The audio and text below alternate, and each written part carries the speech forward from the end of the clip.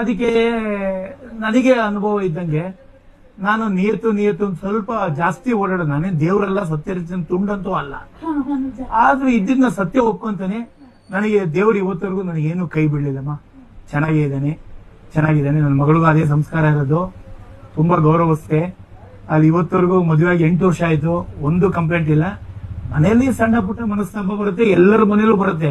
ಗಂಡ ಹೆಂಡತಿ ಮಧ್ಯ ಬರುತ್ತೆ, ನನ್ನ ಮಗನ ಮಧ್ಯ ಬರುತ್ತೆ, ಎಲ್ಲರೂ ಬರುತ್ತೆ. ಆ ಕ್ಷಣಿಕಕ್ಕೋಸ್ಕರ ತಪ್ಪಿದ್ರೆ ಬೈಬೇಕು, ಸರಿ ಮಾಡ್ಬೇಕು, ಸುಮ್ಮನಿಡಬೇಕು, ಮುಂದೋಗ್ತಾ ಇರ್ಬೇಕು. ನನ್ನ ಸಂತೋಷನ ಇನ್ನೊಬ್ರ ಬಗ್ಗೆ ನಾನು ಅಸಹ್ಯ ಮಾತಾಡಿ ಇನ್ನೊಬ್ರಿಗೆ ನೋವು ಕೊಟ್ಟು ನಾನು ಇರೋದ್ರಲ್ಲಿ ಅರ್ಥನೇ ಇಲ್ಲ ಕಣವ.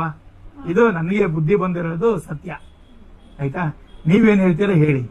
ಎಲ್ಲ ಚೆನ್ನಾಗಿ ಹೇಳಿದ್ರಿ, ಖುಷಿ ಆಯ್ತು. ಅಳವಡಿಸ್ಕೋಬೇಕು ಎಲ್ಲಾರು. ಖಂಡಿತಮ್ಮ, ಜೀವನದಲ್ಲಿ ಅಳವಡಿಸ್ಕೊಂಡ್ರೆ ನಾವು ಚೆನ್ನಾಗಿರ್ತೀವಿ. ಶುಗರ್ ಬರೋದು ಇದಕ್ಕೆ, ಆಮೇಲೆ BP ಬರೋದು ಇದಕ್ಕೆ.